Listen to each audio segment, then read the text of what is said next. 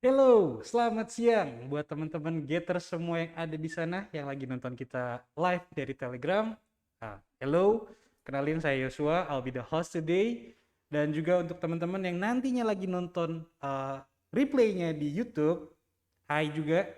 And don't forget to join our Telegram karena kalian akan bisa ikutan juga live sessionnya, live kelasnya untuk ikutin kelas coaching klinik ini. So, ini dia Jerry Coaching Clinic bersama saya Yosua sebagai host. Dan kita ke hari ini udah kedatangan narasumber kita yang pastinya sangat menyenangkan, sangat insightful, yang bisa kasih teman-teman perspektif baru dalam menjalankan bisnis. Apalagi untuk topik kita kali ini yang cukup topik ini cukup menyenangkan, cukup bisa relate dengan teman-teman yang lagi mau jalan bisnis untuk awal-awal. So, without further ado, kita panggil saja Mas Bayu. Ceritanya kayak masuk dari panggung gitu Iya, ya. tetereret gitu. Nggak kelihatan dong. Kalau lagunya itu nggak kelihatan dong orangnya. Apa kabar Mas Bayu? Alhamdulillah, Baik ya? sibuk. Sibuk. Jadi sibuk tuh baik apa enggak nih? Perspektifnya tergantung Tergantung masing-masing. Ya, alhamdulillah aja lah ya. Alhamdulillah. Alhamdulillah. Tetap disyukuri ya apapun kejadiannya ya. Oke, jadi buat teman-teman sekalian, hari ini di GT Coaching Clinic pada sore hari ini kita akan bahas tentang marketplace. Dan di sini Mas Bayu udah cukup lama berpengalaman di marketplace ya Mas Bayu ya? Iya, 5 tahun lah. 5 tahun? Cukup kemarin baru dihitung karena persyaratan ya di prakerja. Oke, jadi Mas Bayu udah sekitar kurang lebih udah 5 tahun menggeluti bisnis di marketplace. Jadi udah pasti tahu dia seluk-beluknya, tips and triknya gimana cara supaya bisnis kita tuh bisa survive, bisa sustain, bisa berkembang, bahkan bisa growing dalam marketplace itu. Gimana caranya berkompetitif dengan sehat, betul? Ya, insya Allah. Insya Allah, amin. Jadi langsung aja kita mulai pertanyaan. Mungkin teman-teman kalau misalnya nonton live langsung dari Telegram, bisa langsung tanya aja di chat. Nanti akan aku sampaikan langsung ke Mas Bayu. Ya. Nah, buat teman-teman yang nonton di replay di YouTube, join Telegram makanya biar bisa ikutan live question and answer di sini. Linknya ada di deskripsi ya. Oh iya, nanti kalau teman-teman mau join, linknya di deskripsi. Dan jangan lupa kalau misalnya udah buka di YouTube-nya, jangan lupa diklik like, komen juga, dan juga di subscribe. Dan juga jangan lupa pencet tombol bell supaya teman-teman bisa keep up dan terupdate dengan video-video konten dari GT Incubator tentunya. So, Mas Bayu, mungkin sebelum kita bahas lebih jauh lagi seputar seputar digital marketing, mungkin Mas Bayu, digital marketing kan, marketplace, mungkin Mas Bayu bisa kasih brief dulu tentang bisnis marketplace apa sih yang Mas Bayu udah jalanin sampai saat ini gitu, dan udah seperti apa saat ini? Kalau di marketplace sebenarnya ada satu yang serius, satu yang iseng-isengan gitu. Oh, ada Sebenarnya dua. mungkin sekarang jadi 3 kali ya, karena saya lagi berusaha ngembangin satu hal lagi. Tapi yang pertama tentunya ini saya sering ngomong lah, apalagi teman-teman yang udah ikut pelatihan pasti familiar, saya jualan produknya kan ibu dan anak. Oke. Saya selalu ngenalin diri, oh ini kalau di toko ya halo sis, bahasa gitu ya, kayak ibu-ibu. Tapi kalau ketemu langsung ya jenggotnya ya gitu. Teman-teman bisa lihat ya, Bapak banget gitu. This is the real Mas Bayu. Ya kalau di toko namanya kan nama tokonya. Iya, gitu. betul. Jadi nggak kelihatan kesannya juga. bersahabat sekali gitu. Terus tentunya toko yang kedua ya seperti mungkin banyak teman-teman juga jual barang bekasnya, barang-barang bekas pribadi lah gampangnya. Jadi pre-love, bahasa kerennya pre-love ya. Pre-love. Yang ketiga ini saya lagi coba memang cari segmen lain atau kategori lain gitu. Kalau produk ibu dan anak ini kan saya memanfaatkan pasar. Yang belum saya lakukan tuh yang hobi saya. Hobi gitu. Jadi misalnya kayak mainan atau video game, something like that. Gadget ya, gadget. Tapi ini barang-barang yang Mas Bayu punya atau ini kayak mencoba barang baru ini kayak jadi reseller gitu? Reseller tetap. Oke. Tapi ya itu dia kan ya kalau reseller produk ibu dan anak kan masih murah ya barangnya dibandingin dengan gadget. Gadgetnya kan gede gitu. Jadi gue juga lagi mikir-mikir nih gimana ya caranya biar stoknya lebih dari satu. Sebenarnya khawatirannya kan gitu. Karena barangnya agak pricey ya untuk modal awalnya. Gitu ya kayak HP aja kan satunya paling murah satu juta maybe yang proper 1,5 satu gitu. Kalau mau ada stoknya 2 berarti modalnya udah langsung 3 jutaan gitu. Berasa ya. Untuk starting berasa gitu ya. Dan satu lagi yang kepikir kan ini beda banget antara FMCG. Kalau FMCG kan fast moving, yang saya jual sekarang ini fast moving. Kalau yang gadget-gadget gitu kayaknya bukan fast moving. Itu Nah, masuknya apa tuh kategorinya tuh? slow moving. Slow moving. Oh, karena perputarannya agak lambat ya, nggak tentu Iya. orang selalu beli setiap hari. Ah, Gitu. iya iya Jadi iya. kalau apa ya, gampangnya mungkin kalau teman-teman botol bayi tetap slow moving juga ya. Cuman Mhm. sabun misalnya, sabun bayi kan bisa dibilang seminggu sekali bisa aja beli. Oke. Sebulan sekali. Ada rutinitasnya. Tapi Ah, kalau kayak HP paham. mana mana mungkin orang beli sebulan sekali. Betul Setahun betul sekali betul. aja, wah udah hebat nih, Ya, gitu kan. Udah update lumayan terus lah. nih kayaknya dengan teknologi gitu. Iya gitu, apalagi kalau yang mahal-mahal, ya kan. Ih, flagship. Apalagi yang flagship gitu kan. Wah hebat banget gitu bisa setahun sekali ganti. Nah, jadi Iya itu iya slow iya. moving contohnya. Ini yang Ah, lagi mau coba dilihat slow moving tuh gimana. Karena dinamika pasar ya. soal kalau fast moving tuh kan margin kecil, tapi memang perputaran kencang. Slow moving biasanya marginnya cukup besar, walaupun belinya Oh, satu-satu. oh menarik nih buat teman-teman untuk consider lagi ya. Jadi tadi perbedaan yang cukup signifikan dari FMCG dan slow moving consumer goods. Jadi kalau fast moving itu pasti akan cepat perputarannya, orang yang transaksi akan jalan terus, tapi ya mungkin marginnya kecil ya. Untungnya nggak seberapa Mm, dibandingkan kalau tadi yang jual slow moving ya Mas Bay ya. ya, heeh. Tapi kan tadi kayak aku bisa recap sedikit, tadi Mas Bayu udah jelasin, Mas Bayu tuh udah jalanin 3 marketplace. Lagi Lagi mencoba mau mengembangkan tiga, tiga, jadi tiga toko ya, tiga, tiga heeh. toko di marketplace. Yang satu ini sesuai dengan kebutuhan market, ya kan? Mm, Yang satu jual barang-barang pre-love, mm. yang satu lagi itu mencoba sesuai dengan hobi Mas Bayu ya, idealismenya ya, Idealis. idealismenya Mas Bayu. So berarti itu udah bisa kita konklusiin kalau teman-teman mau join di marketplace tidak ada alasan untuk tidak join. Kenapa? Hmm. Karena kalian bisa jual apa aja yang kalian suka, atau kalian bisa lihat market peluangnya ada di mana, karena semua ada peluang. Bukan begitu Mas Bayu? Bisa dibilang begitu. Saya sampai join 3 kali kan di situ Wah kan. iya benar-benar ketagihan ya. Mungkin bisa jelasin lah, kalau di marketplace itu suka dukanya tuh kayak gimana sih Mas Bayu?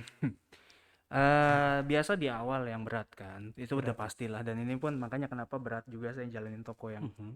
mungkin kalau toko yang kedua nggak bisa dianggap toko lah, itu kan pre-love dan situational banget gitu kayak Oh, kalau setahun ada yang stoknya kalau lagi ganti gadget aja gitu, ya udah 2 tahun atau 3 tahun sekali adanya itu produknya. Ah, ya mungkin toko keduanya ini kan berarti masih di awal-awal, beratnya pasti Mhm. di situ. Belum kejual-jual, ini laku gak ya, kita bertanya-tanya Mhm. harganya cocok gak ya. Mhm. Tapi itu kan dukanya. Mhm. Sukanya adalah begitu laku, achievement banget. Karena walaupun apa sih namanya, lama kejualnya, tapi begitu untung kan angkanya lebih dari ya mungkin ratusan ribu gitu, atau 100 ribu deh. Mhm. Ya Mhm. minimal-minimal kalau kita ngomongin gadget gitu. Itu Mhm. pasti sukanya ada di situ, langsung dung gitu. Kalau soalnya Hmm. kalau yang FMCG itu kan begitu untung cuma 5 ribu gitu kan. Nah, jadi kayak agak ya nggak berasa juga dapetnya Jadi gitu ya. ngejarnya angkanya, begitu kejual, Ah. oh alhamdulillah bisa laku. Oke, let's go, let's go, let's go. Kalau ini kejual satu, ih lumayan. Oh, Langsung lebih jadi, lebih berasa ya gitu langsung gitu. makan gitu seminggu. Balik modalnya cepet guys. Oke oke, interesting interesting. Oke, jadi ini buat teman-teman mungkin kayak aku juga salah satu orang yang kayak cukup tertarik dengan marketplace, tapi kayak Hmm. masih banyak keraguan-raguan untuk dalam kalau mau join, mau jualan di marketplace mungkin Mas Bayu bisa share juga sama teman-teman yang ada di Telegram saat ini, kayak eh, apa sih benefit-benefit yang bisa dirasain ketika kita join di marketplace. Mungkin Mas Bayu bisa Mungkin jelasin kayak sedikit. kalau kayak gitu kan kita mungkin bandingin dengan jual di media lain ya. Ya, yang konvensional misalnya, Sorry? yang toko konvensional gitu. Oh, apalagi kalau sama toko konvensional udah paling jelas kita nggak bayar sewa. Tapi Oke. bukan nggak bayar sewa ya, mungkin ini satu hal yang salah paham juga. Kita bayar sewa, tapi kalau laku. Gimana tuh maksudnya? Kalau kita punya toko konvensional, toko fisik, kan kita mau nggak mau bayar sewa. Let's say, apalagi udah di Jakarta tuh, ruko 100 juta setahun. Mhm. Ya udah door 100 juta, apalagi di depan, sukaannya kan gitu ya. Oh, modalnya gede Sering kali banget ya. gitu. Kalau yang lebih kecil bisa bayarnya per bulan. Atau kalau yang di depan minimarket itu Hmm, juga biasanya per bulan tuh. Dia kan karena emang targetnya UMKM ya. UMKM gitu. Jadi Iya dia iya. tahu UMKM nggak bisa langsung jebret di Ah. depan. Ya udah per bulan. Tapi bayar fix. Laku nggak laku lu bayar. Nah kalau di Hmm. marketplace nggak laku ya lu nggak bayar. Tapi begitu laku, oke, gue minta berapa persen gitu. Oh, jadi kalau di marketplace istilahnya ada fee-nya ya, ada Ada fee-nya. conventional fee namanya ya. Mungkin kira-kira kayak 5 sampai 10%. Ini tergantung kategori juga. Oh, setiap kategori itu ada perbedaannya. Beda. Teknologi gadget kayaknya termasuk tinggi kalau nggak salah Karena begitu. harganya besar, tinggi atau gimana? Mungkin begitu. Oh, oke oke. Seperti hal-hal yang dikenakan cukai juga kayaknya tinggi. Saya kurang tahu pasti, tapi pernah dengar ceritanya yang kayak gitu-gitu sampai berapa persen, hampir 10 gitu.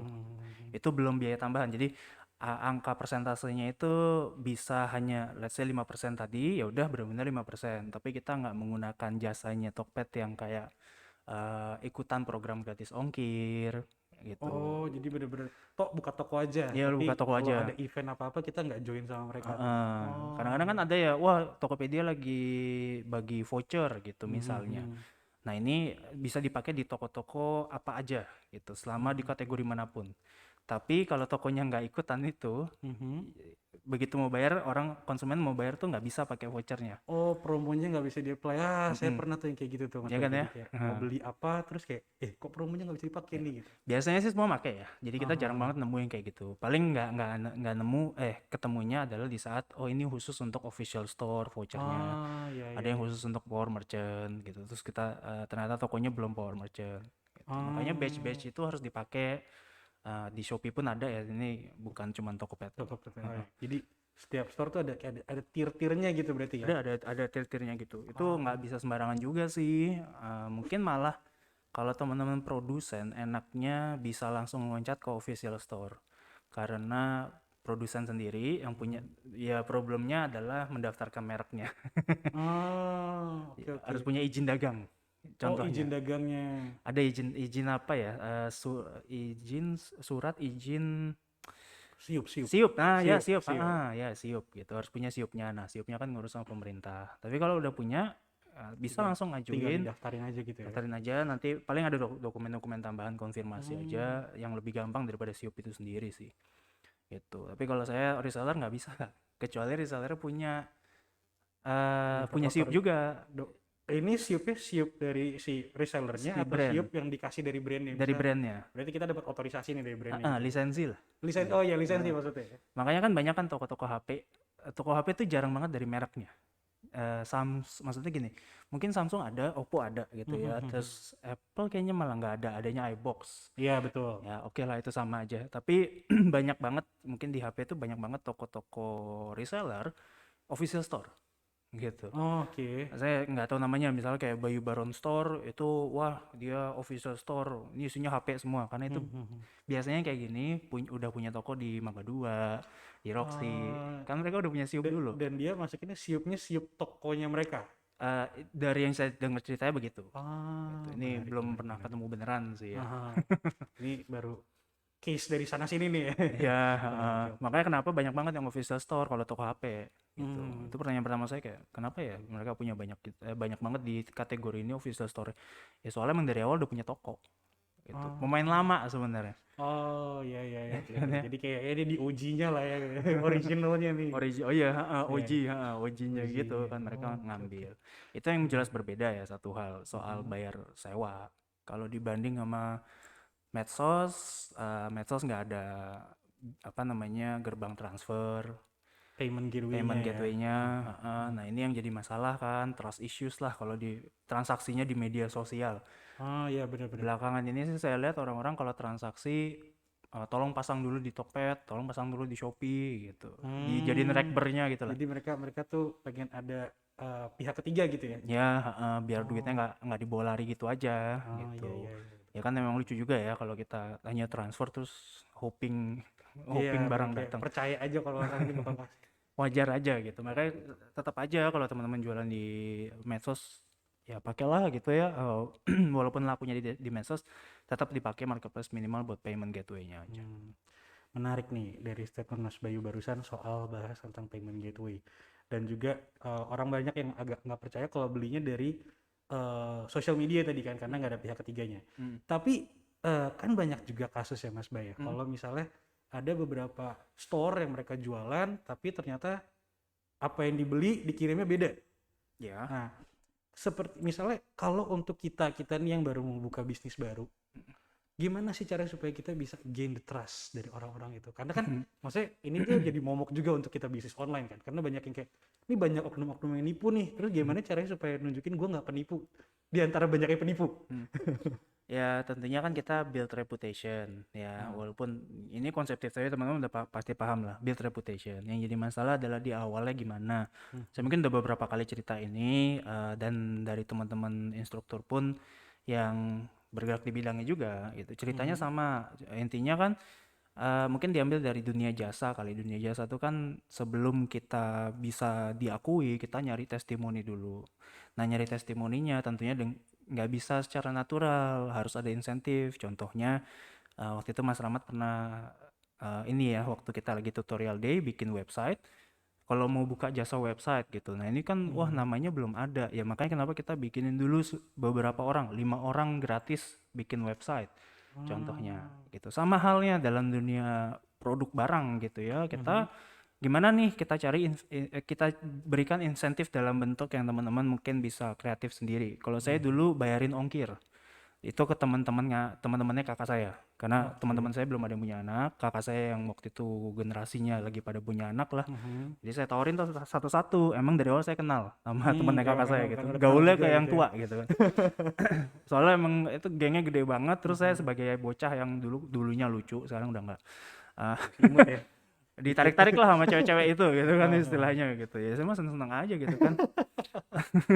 Bener-bener. Jadi kenal, nah kemudian nawar-nawarin gitu, Mbak Nia, mungkin sebutan siapalah gitu ya, Mbak Anik, Mbak Atik gitu-gitu. Beli dong, ini nanti aku balikin ongkirnya gitu. Itu kreativitas aja teman-teman, ya gimana caranya boleh.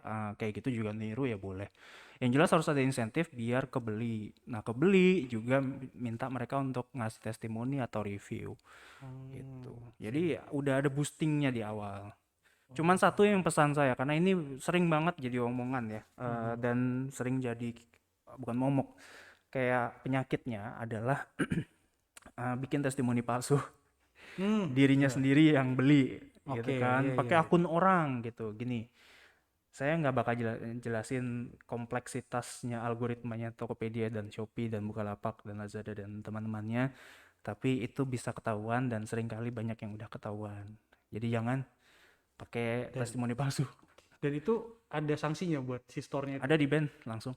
Oh, wah, jadi langsung gak bisa jualan dong. Langsung nggak bisa jualan. Nah, ya paling solusinya ya bikin toko baru ya, ribet. Kok Daftar ingat kan lagi udah ya. dikonfirmasi KTP-nya udah nggak bisa pakai KTP yang sama. Setahu Oh, saya ya berarti nih, orangnya ini juga di blacklist kurang lebih ya, kasar ya. kan KTP-nya udah dipakai buat yang toko yang Iya sana iya, berarti. gitu. Tapi nggak tahu Oh. bisa apa nggak, mungkin bisa kali ya, nggak tahu juga. Tapi kalaupun begitu, ingat juga bahwa toko marketplace itu punya mekanisme juga untuk ban IP. Kalau emang berkali-kali kan mereka juga nggak mau. Iya Nah kalau udah benar. ban IP udah total, mau bikin toko kayak apa ya nggak bisa. Terus lagi pakai di situ bikin nih. Lagian ngapain sih, maksudnya kayak seharusnya teman-teman berpandang lebih jauh lah gitu ya. Walaupun nyari yang gratis demi menghemat berapa ribu doang, kayak ongkir tuh kan 9.000 sesama Iya. Jabodetabek contohnya, satu daerah. Nah ini buat ngirit segitu aja jadi masalah gitu. Buat saya Oke bisnis harus, kalau kita berbisnis harusnya memang niat untuk keluar sedikit dulu dong oke oke gitu. oke. Ini karena kan berkepanjangannya udah enak gitu. Oke, menarik menarik. Oke, jadi tadi teman-teman satu hal yang bisa aku simpulin dari statement Mas Bayu kurang lebih kayak gini ya. Jadi untuk starting bisnis di awal itu kita tuh harus mau doing extra miles ya untuk lakukan lebih lebih dulu extra effort dulu di awal.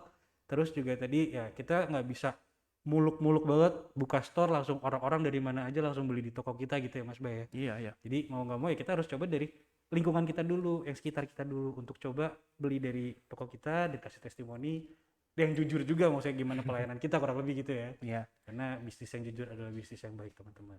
Ya, Halal. kan gitu. Memulai sesuatu ya, ini filosofinya. Pesawat itu take off dengan full gas lah, gas Mhm. full gitu kan, nggak setengah-setengah. Dan gasnya udah ke arah yang benar dong. Udah ada Mhm. flight destination, flight plan. Lu naik dulu ke berapa ribu, nanti belok setelah berapa ribu, dan itu berbagai macam. Kalau teman-teman yang penting gas aja bisa tarik tuas gini, ya pesawatnya jatuh lagi dong gitu. Hmm, Jadi mungkin filosofinya aja. menarik nih filosofi. Mulai sesuatu dengan baik, maka seharusnya perjalanannya pun baik. Oke. Ini ilmu apa ya? Ilmu filsuf ya. Wah, gila. Penuh dengan filosofi kan. Udah saya bilang teman-teman, This is the myth, the legend, and the one only. Tadi Mas dibilang gitu. Bayu. Insightful, resourceful. Oke, ini pertanyaannya mungkin akan jadi follow up questions dari yang tadi dari gaining trust. Ya, ya. Kan di online store apapun itu, either Shopee atau Tokped, itu selalu ada yang namanya Beijing store. Ya, ya, kan? badge, Kayak ada badge-nya. tier-tier ya, tadi kita sempat bahas, kita mention dikit tier-tier dari setiap store. Seberapa penting sih tier-tier itu, dan gimana cara ningkatin tier itu sampai ke yang paling bagus gitu, Oke. Mas Bayu? Mungkin bisa dijelasin ke teman-teman. Mungkin satu hal yang membedakan dulu ya, kalau di Shopee itu setahu saya cuma ada dua, Star Seller sama Shopee masuk menjadi Shopee Mall gitu. Mungkin Shopee Mall itu sama lah kalau di Tokopedia, official store. Star Seller tuh kayak saya Power Merchant gitu. Oke. Di Tokopedia Power Merchant pun ada dua, jadi kayak dia ada 3 tier, 4 lah. Yang satu yang reguler aja yang nggak ada badge-nya, Power Merchant, terus Power Merchant Pro. Nah, semua orang bisa juga menjadi Power Merchant, cuman apa namanya tuh, verifikasi, verify KTP muka kiri kanan, mugshot ya, mugshot gitu kan. Maksudnya bener kayak Iya, kopi, gini. kayak Iya, kopi, sambil ya. mugshot gitu. Itu dengan verifikasi. gitu akan otomatis jadi Power Merchant. Iya, tanpa perlu jualan, maksudnya tanpa perlu berhasil jual Ada tertentu. minimum purchase berapa gitu-gitu. Nah, kalau mau jadi Power Merchant Pro, maka harus ada penjualan tertentu. Kalau di Shopee langsung, again ini saya udah lama ya nggak di Shopee, jadi saya mungkin kurang tahu. Correct me if I'm wrong, tapi menjadi Star Seller pun harus ada persyaratannya juga. Kalau nggak jual berapa dalam sebulan, saya lupa ya jumlahnya ya. Cuman kalau nggak berhasil jual berapa dalam sebulan, itu kecabut badge-nya. Nanti bisa ngambil lagi. Nggak bayar sih, kalau mau ngomong menjadi badge itu nggak bayar. Dulu banget, zaman-zaman mungkin ya awal-awal saya banget itu 5 tahun yang lalu berarti, Power Merchant dan saya nggak tahu kalau Star Seller, saya ingatnya Power Merchant itu beli, bayar. Tapi setelah berapa saat Tokopedia menganggap ini model yang nggak oke lah, karena kan ya with money you can do anything. Jadi kayak beli license saja Iya, jatuhnya kayak kalau beli dulu license gitu saja. ya. Mereka nggak mau lah, kurang trusted kan seperti itu. Akhirnya kita diminta ngejar sasaran penjualan tertentu. Nah, Power Merchant nanti di dalamnya ada beberapa level, tapi batch-nya sama lah Power Merchant Pro yang kalau udah berhasil berapa. Kalau dibilang pentingnya apa, ya mungkin kayak Mas Yosua aja pernah kan belanja di online ya. Pernah. Waktu terakhir belanja apa? Aku belanja casing handphone. Casing handphone. Udah beli? Udah rusak lagi. Udah rusak lagi. Udah rusak lagi tuh. Loh, ya Allah. Udah lepas talinya guys. Jadi pijet. Oh, itu yang terakhir ya? Iya. Oke. Ya sampai mana tadi? Ya, itu belinya di Tokopedia atau Shopee? Di Tokopedia. Tokopedia. Waktu beli dari official store, Power Merchant nggak merhatiin. Pasti aku cari yang ada warna ungunya. Itu apa tuh namanya tuh? Official store. Oke, official store. Iya, mungkin itu ya. Nah, kenapa yang harus yang ungu? Karena kayak barangnya udah di atas 100.000 ya. Jadi Kayak saya tuh punya trust issue kalau belanja online itu kayak selalu set maksimum budget kayak nggak lebih dari 300.000. Itu masih bisa di online store. Di atas itu kayak mending gue jalan-jalan ke toko deh gitu. Oh, I see. Tapi itu juga kalaupun di atas udah sampai masuk 300.000 tuh pasti nggak mau cari toko yang kayak baru belinya 1, jualnya 2 gitu. Takut sih. Itu sebenarnya kan udah menjawab ya, trust issue. Jadi kalau Mas Yoso merasa trust issue, kalau if I'm honest, semua orang di online itu punya trust issue. Gimana nggak trust issue? Secepat-cepatnya barang dikirim sampai rumah itu tunggu 2 jam dulu sampai lokasi. Itu karena pakai GoSend atau Grab instan gitu kan. Itu instan, so instan-instannya gitu. Rekornya saya dapat pernah setengah jam, itu karena ternyata tetangga. Ya. Satu komplek, rese banget gak? Kayak saya baru mesen gitu, terus ada, wah langsung sebentar. Kan baru lihat map begitu di pick up kan. Ini mah Pak Eko. Gitu kan. Jadi padahal kayak gak harus pakai GoSend juga bisa datang ke rumahnya gitu. Kalau ada saya nomor HP, Pak Eko, ya elah gitu kan. Tangga, tapi itu tangga yang dia di depan rumahnya lah gitu.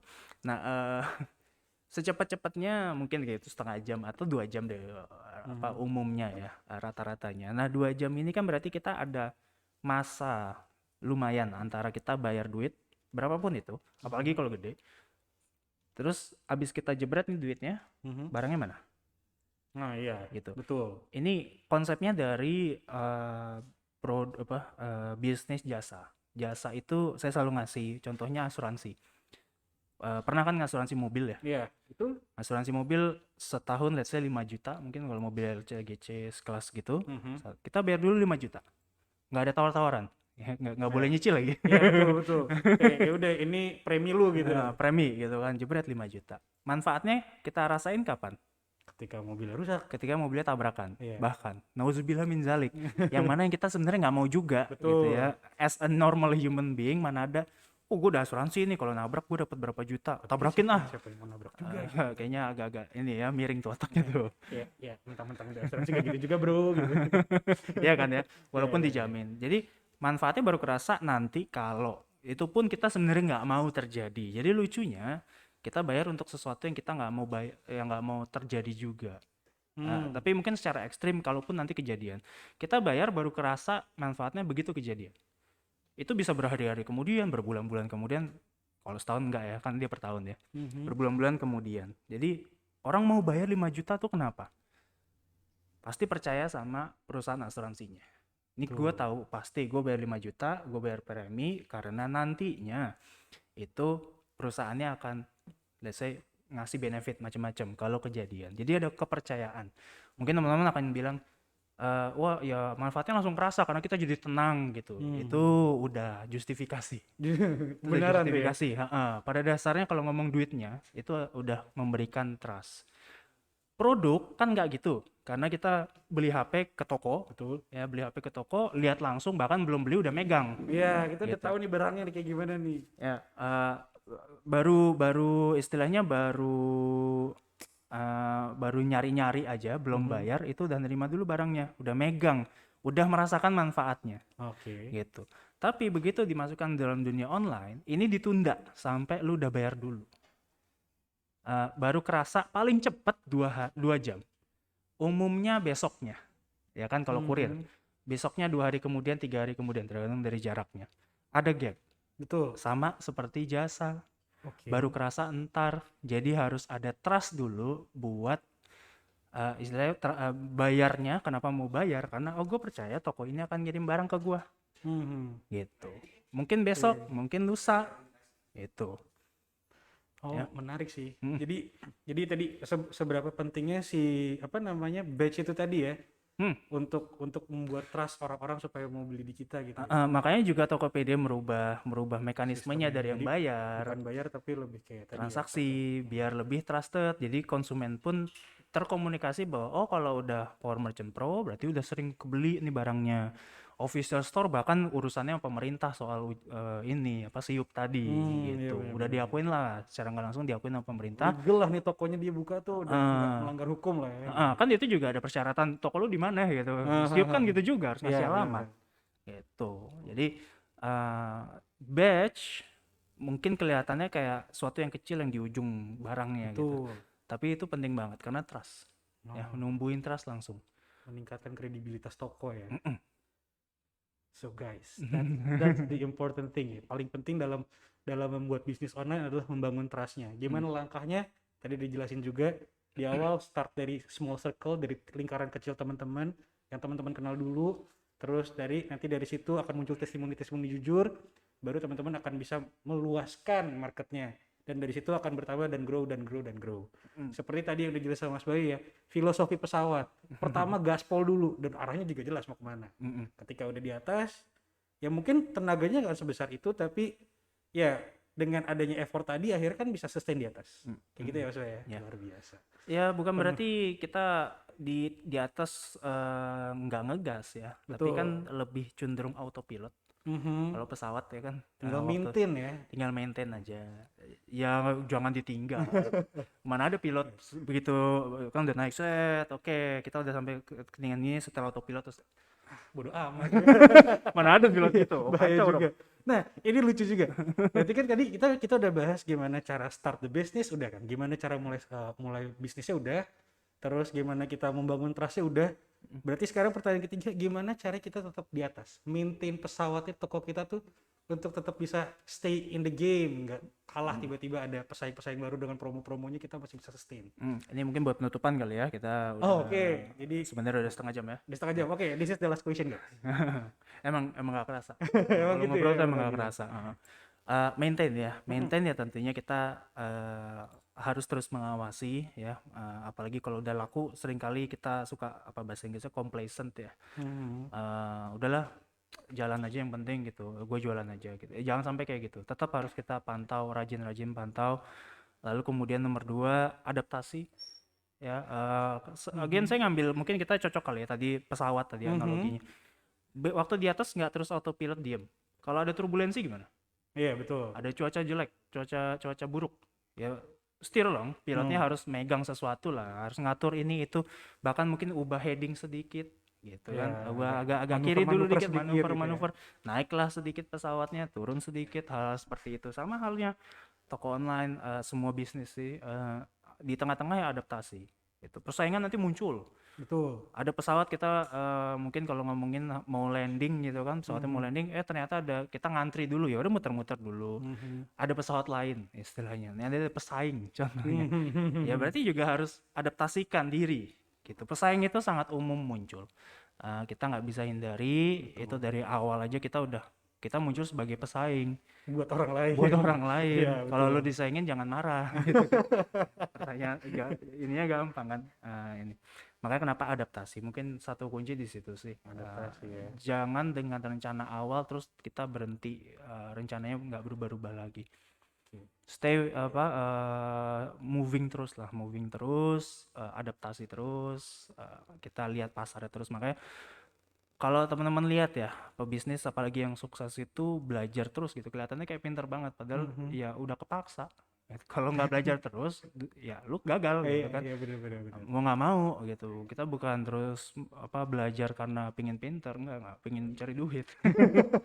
Betul. Contohnya kan tadi ya, ada pemain lama yang main toko offline di ruko-ruko gitu, terus jadinya main online, itu kan mereka Dia pasti adjust. belajar dulu. Betul. Duitnya ke sana bos gitu, udah kita belajar dulu, itu butuh Supaya bisa proses. untuk ikutan di market itu gitu ya. Iya, itu bentuk adaptasi juga. Oke.